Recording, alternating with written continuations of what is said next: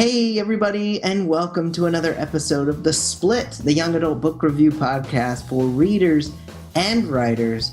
I'm Bryan Cohen, the author of the Ted Saves the World series, and that's Robert Scanlon. And Robert Scanlon, the author of the Dreamer Chronicles, is currently folding paper. No, nothing. No, of course not. I wasn't doing any paper spells whatsoever. No. No magic whatsoever. How you doing, Bryan? I'm good. We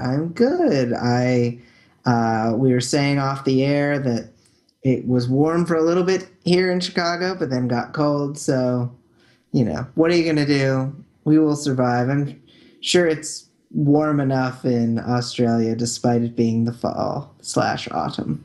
Yeah, the fall/autumn, yes. It's pretty pleasant out there now, actually. We had a couple of cold days. We got down to, it was one overnight. It got down to 4 degrees Celsius. I don't know what that translates to. But it's cold. It translates to cold. High 30s for us, I think. I think so. But, I'm wearing long pants now, but still in a T-shirt, no socks. So it's not. Yeah. Why would you have socks? That's Why right. would you need socks? Most of the time, we don't even know what they are most of the year. What are these? So Robert was folding paper earlier because we are honoring an audience request. Am I right that this was Mark Cooper? Yeah, Mark Cooper from impulsebooksuk.co. Yeah. Mark Cooper suggested Pardon, Mark, I'll do that properly. It's a bad call out, isn't it? Impulsebooks.co.uk. Sorry, Mark. He writes great books, not specifically young adult, but you should go check them out. Yes, you should check them out. And he told us to check out The Paper Magician by Charlie N. Holmberg. And this was a really interesting one. I'll admit, about halfway through, the book had a major change that I was not completely on board with at the time. And I've thought about it a little more. Mm-hmm. So I'm interested to hear your thoughts on it. I did enjoy both parts independently. I just wasn't necessarily ready for the jump. So we'll talk about that jump. We'll talk about the book and this magical, slightly steampunky world that we find ourselves in. Yeah, so what do you call it? Paper punk or something? Paper punk. I like that. Paper punk. So as per usual, we'll summarize it, go into reader-writer perspectives, takeaways, and then the prompt of the week. Are you ready to talk about The Paper Magician? I am extremely ready. Go for it, Bryan. All right. Sienna Twill was at the top of her class at Tagus Praff School for the Magically Inclined, but even that doesn't mean she can choose her fate. While most students get to choose their material specialty, she's stuck with paper, and the eccentric Emery Fane will be her guide. After she forever bonds to paper as her specialty, her master is attacked by a practitioner of dark flesh magic. Now she must use everything she's learned to keep Emery Fane alive in a journey that will take her into the chambers of Fane's still beating heart, his mind, and his soul. So, like I said, this is one of those books that takes a wild turn in its second half. And I don't read the summaries of these books beforehand. No, I just let the books take me where they go. Yeah. And the second half of this book is completely different than the first. It's very different. There are some elements that are similar, but it's you have to suspend more disbelief than you did in the first half, the entire first half of the book. And I'm still not sure if I liked the fact that there was a change. Independently, I enjoyed both halves, but basically we go from kind of a Harry Potter learning magic half in the early 20th century, late 19th century, to a rollicking dream, psychotropic world through a man's thoughts while being chased by an evil, dark wizardress. So very different halves. Yes. I'm interested to see what you thought of that transition. Robert. Yeah, it's interesting that you perceived it as quite a steep transition, and you're right. Actually, thinking about it, it didn't. It didn't. I just sort of. I suppose I went half a raised eyebrows. Okay, where's this going? And so I didn't perceive it. It didn't land on me as much of as a shock. But you are absolutely correct. It is really different. It's a little bit like that scene in Harry Potter, and I'm assuming that everybody's seen now the Deathly Hallows, where all of a sudden he's kind of is he dead or isn't he dead? And he's in that big white train station. Yep. With Dumbledore, and it's as if the book kind of suddenly leaps into that, and stays there, and stays there. Yeah. And so you get this kind of weirdo hallucination sequence, which is really good. I mean, it's really interesting, but as you say, very unexpected. I didn't find. It's interesting what you said, that the two halves actually stand alone. If you describe them as halves, certainly stand alone. So it's not as if we're saying it takes a turn for the worse. It just takes a sudden, unexpected genre turn when you've been learning about this very, very detailed folding magic, which I think was what Mark said to us. He said he'd never come across any sort of magic system like that. It was really interesting. Yeah, it is really interesting. I mean, one of the first magic characters you meet is the butler, who is a paper skeleton that is animated, and Holberg really describes it well. So I think there's a lot of sweetness to this story, and then it suddenly takes that dark turn. So definitely readers should be prepared for that, for sure. Yeah, I agree, and I really agree with you with the magic system being super interesting. I mean, it opens so many different possibilities. This system that different materials lend themselves to different spells, and I know that the second book is called The Glass Magician. So obviously, the world is going to keep expanding out. And it really seems like a series just getting started, and there's lots of stones left to turn, which is very exciting. Very exciting. I noticed the reviews seem to be a lot more consistent on that book too. And Mark said it's very good as well. I think he's been through them all. So, I would continue for sure. It was a well-written book, and one that was really lovely to come back to. I thought, in my notes, I've kind of said it, in a way it's a sweet story, even though we've said it's got this sort of dark part. It's what I would call a small story, and I don't mean that in a derogatory fashion. It's not a grandiose, big Lord of the Rings quest. It's not a sword and sorcery dragon fantasy. It's not a vampire falling in love fantasy. I mean, it's an interesting. It's more like a fairy tale, but it's not. It doesn't have the lightness of a fairy tale. It's got some very dark parts in there, and it's quite gory as well, and some kind of interesting romantic ideas. I mean, she's very young, and he's not an old man, but he's much older than her. And she finds herself falling for him, which is, I don't have a problem with that. But it's not your classic young adult romance, that's for sure. No. I think some of that you have to give that to the time period a little bit too, because early 1900s, a 17-year-old girl having feelings for a 30-year-old man, and there being a chance at that working out is much more likely in the early 1900s. That's a fair call. Yeah. Nowadays. Yes, that's a fair call. Yeah. Bryan, the historian, puts Robert to right. That being said, let's talk about Sienna a little bit. Yep. Kind of annoying.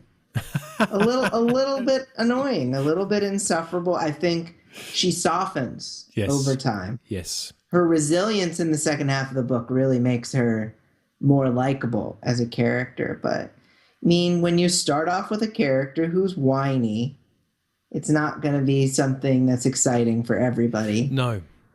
And so she's whiny to begin with, and she gets better. And I liked her by the end of the book. I didn't like her at the beginning, which I think is fine. You can do that. It's totally fine. It takes careful writing, I think, but it's a story that definitely gets away with it. You're right. I didn't particularly dislike her because I could sort of feel where it was going, and I suppose that's fairly obvious when you start reading it, Sure. where you think it's going to go. And yeah, she sort of takes some time to warm up to the fact. I mean, she's basically really, really, really dark that she's been.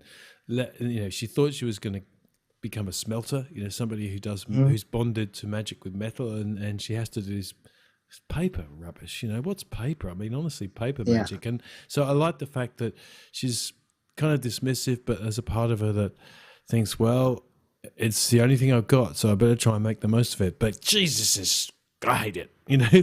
So I think maybe when we get to the writer's perspective, we'll talk about how that could have been handled more effectively, perhaps. It's a debut novel as well, and to attempt something as complex as this, even though I've said it's a small story, I think it has complexities in it that take some real understanding of the craft. So I agree. Yeah, but you're right. I mean, she definitely was pretty snarky and whiny, and you think, this guy's he's doing his best to show her stuff, and all she does is just slap him in the face, verbally. Pretty much, yeah. So I don't have any more reader takeaways. Do you? Not really. No, I think it was. There's some gory violence in there, so it's not really. Even though I've said it's a sweet book or like a fairy tale, it's not for the younger reader. It's a hard one to place. I do think this is probably a 13 and up. I would agree with that. It's not explicit by any means, but there's some pretty intense scenes in there. And as you say, that second part of the book, you got to be quite adult to even follow the psychology of it. Yeah, you do, for sure. So yes, I'm happy to move into writer's perspective. Yeah, writer's perspective. I mean, we've kind of touched upon this. There's so many cool ideas in this, and for a debut novelist to take this on, it's pretty incredible. You've got paper that needs to be folded just so, or it doesn't work, and different magics combining in unforeseen ways. Towards the end, we have this. Well, did Sienna dabble in a different kind of magic? Did she not? What does it mean? And I have a feeling that's going to be explained some point later.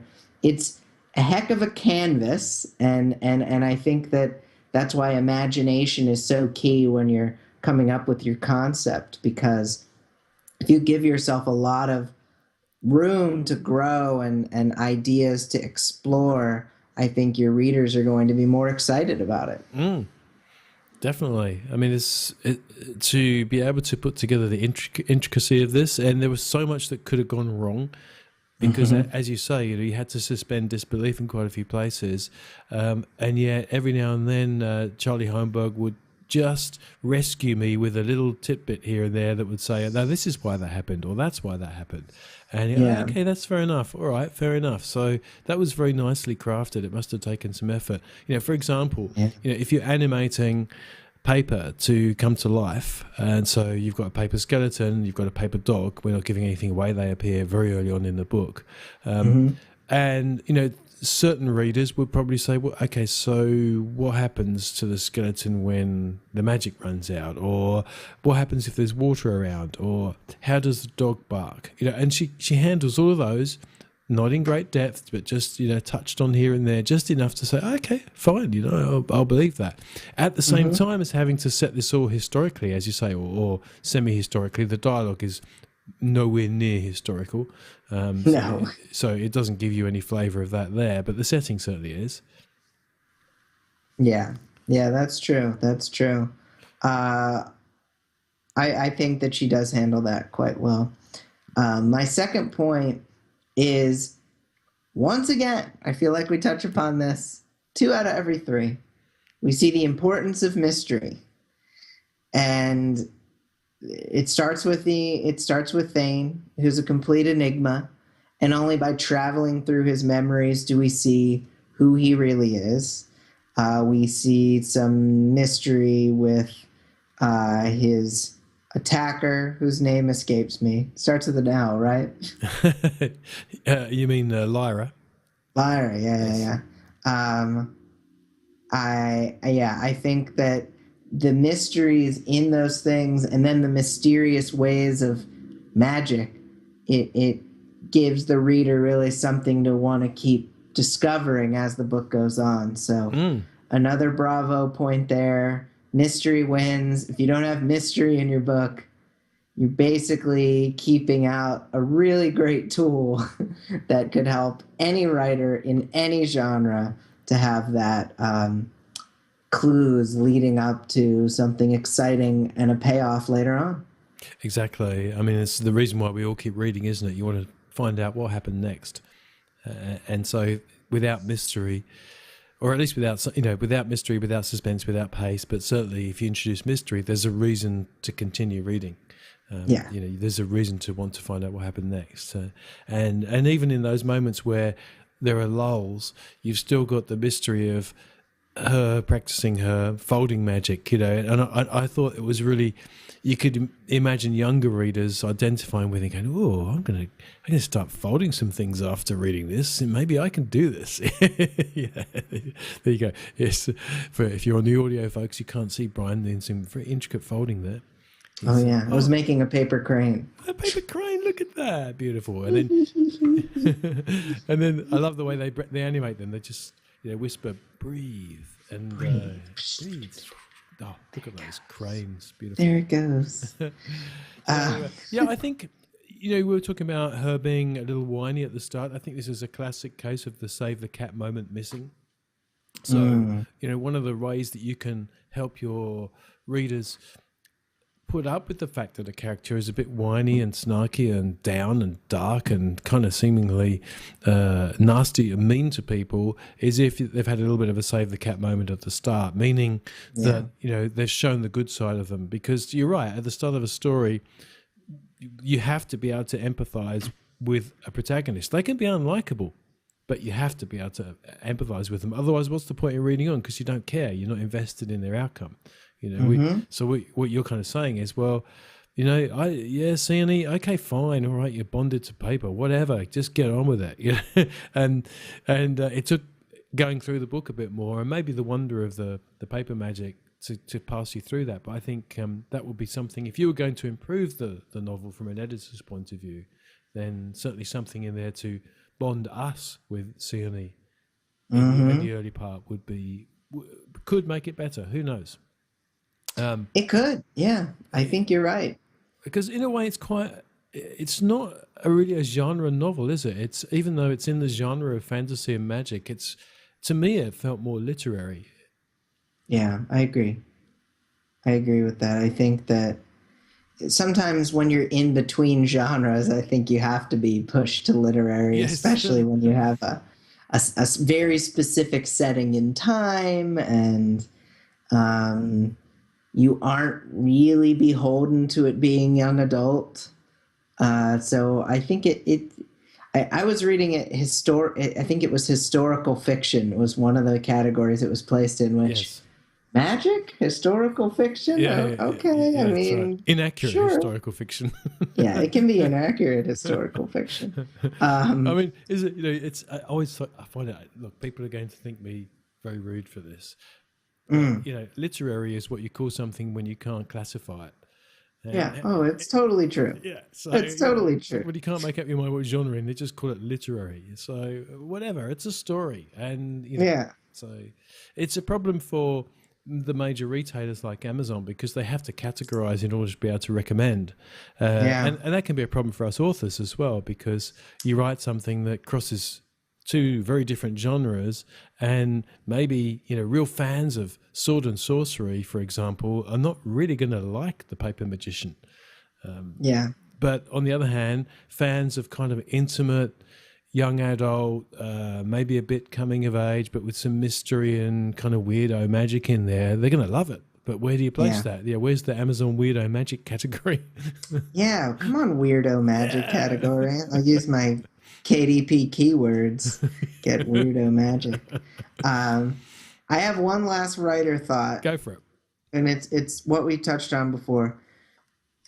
Question of, will all readers make the leap from the first half of the book to the second half of the book? And like I've said before, I don't check the reviews beforehand, but I saw that the reviews were a little lower than some of the books that it was right around a 4.0. Yep. And I have to imagine that a lot of people who didn't like it at least partly, was because of the jump. And it was hard for me personally because the author it felt like the author wanted two separate genres, two separate halves. Um, and I think it's pulled off relatively well. I think most books that have that sort of thing aren't going to get a 4.0 because their readers will say, hey, this isn't one complete book. It's two books. That's right. What the heck? Yeah, dream sequence taking up Come a on. big portion of the book. You can't do that. Exactly. But she does. She gets away with that, yeah. She does. Yeah, she gets away with it for sure. But I mean, I wouldn't recommend that authors do that personally. Yes, it'd be interesting to know where that came from. Was it something that was, in her heart when she first started to write the book, or was it something that just suddenly appeared when she wrote? Did she have it plotted and planned in that way, or did she pants it? So, Charlie Ann Holmberg, come on the show, tell us. We'd love to hear about that. Yeah, one of these days they'll come on. They will. Look, when we're famous, maybe next week, the week after, perhaps. I thought the chemistry as well between, even though he's older and she's younger, and it's quite delicately handled with the era, as you say. I thought the chemistry between the two of them was really well written as well. So it was kind of, they were very distinct characters. Nicely done. I agree. I think they were definitely. Everyone had their own way of speaking. Everyone had their own way of doing, and the chemistry is great between them. This kind of mentor-student thing, and then evolving into something where there's more of a caring. Oh, Brian's frozen. What am I going to do? I have to carry on the show all by myself. Is it going to be possible? I don't think so. Oh no. Brian, come back. You can't hear me? Oh, I can hear you now. I see you. I hear you. We'll fix it in editing. No problem at all. We'll fix it in editing. Exactly. So going back, I think that in book 2, I believe I looked in the description, and Sienne's now a little bit older, and I feel like they still haven't officially started being in a relationship. So I think that the series as a whole will handle that quite well. Definitely. It reminded me more as well of a play. There are not many characters. It's not a grand cast. And most of the setting is really between Sienne and Emery Thane. And I like the names as well. Emery Thane, Sienne. Good names. Very good. They sounded historical, even if they possibly are not. Yeah. No, I agree with that. So I'm ready for our takeaways, our famous takeaways, if you are. Yeah, I'm up for it. All right. Would you like to go first or second? No, I'll lead. I think the thing that struck me about this book, and Mark kind of clued us into it, there's still plenty of room for uniquely told magic. The idea of taking something quite simple and turning it into a magic setting. And what I liked about it, it was eccentric. It didn't have the kind of bang and flash style magic. It had some, I don't know what you call it, intimate magic. I don't know. It was clever. So there's still room to tell a story with magic in it from a different angle. I completely agree with that. I think, Mark said this was different than he'd ever experienced, and I think there's lots of different ways that you can do a thing that's not just the Harry Potter way or something. So I completely agree with that. Yeah, there are no wands. No wands. Not that we've seen so far. Right. My takeaway, if you're going to tell two different stories, prep your audience. Give them a little bit of an indication that might happen later on. Maybe just something that shows that it can happen, that they don't have to suspend their disbelief. It's very well known that people can take a tour of the heart or something like that. Yes. Just to get everybody ready so when they get there, they don't feel shortchanged. Yes. Yes. There are the two things, aren't they? There's the sort of save the cat moment, and maybe a little hint that there's something a little different coming down the track. Could have had. Anyway, look, every book is flawed, This is well worth a read. My third takeaway, it's not a big takeaway, but this is a 47 North imprint. It's an Amazon imprint, and I think they've shown great taste in publishing a quite different debut novel, and it's good to see that a publishing house. Okay, 47 North is the sci-fi fantasy, so you expect that, but it's they've clearly pushed it. It's got lovely covers. The whole series has lovely covers and interesting titles, and I look forward to more of this. Yeah, I think that's great that Amazon is taking on books like that, and I believe it's our first Amazon imprint that we've reviewed, probably, right? I would think so. Yeah. I mean, way to go. Not that I especially care. I care about the story. No. I just happen to notice it, and I thought this is a halfway house between the full traditional publishing and independent publishing, and so it's kind of interesting to note that something quite different can come out of that setting. Yeah, I agree. That is very cool. Cool observation. I never would have known. Are you going to hadn't brought it up? Are you going to bond us to a prompt? I've got a prompt. Get ready to be bonded to this prompt. Let me get my paper. Yes. Prompt of the week. Which material would you specialize in and why? What kind of spell might you devise as your own magical specialty and how would you use it? There you go. There we go. So you can answer the prompt of the week on thesplitbookreviews.com. We would love to hear your response. We would also love it if you left us a review on iTunes and if you subscribed to our YouTube channel. When we see that people have done any of these 3 things, it gets us excited to keep doing it. So if you like the episodes, you should tell us or express it in those 3 ways, because that encourages us to keep reading, keep learning on our parts, and keep sharing what we've learned with all of you wonderful listeners. Indeed. Thank you so much for all of the support and also for suggesting some of these great books that we've been reading. There are more to come. For example, next week, Bryan, we're reading... Next week is Monument 14 by Emmy Laybourne, which was also a suggestion. Is that correct? It's correct, from Jessica Gerashensky. So, yes. That's awesome. Thank you, Jessica.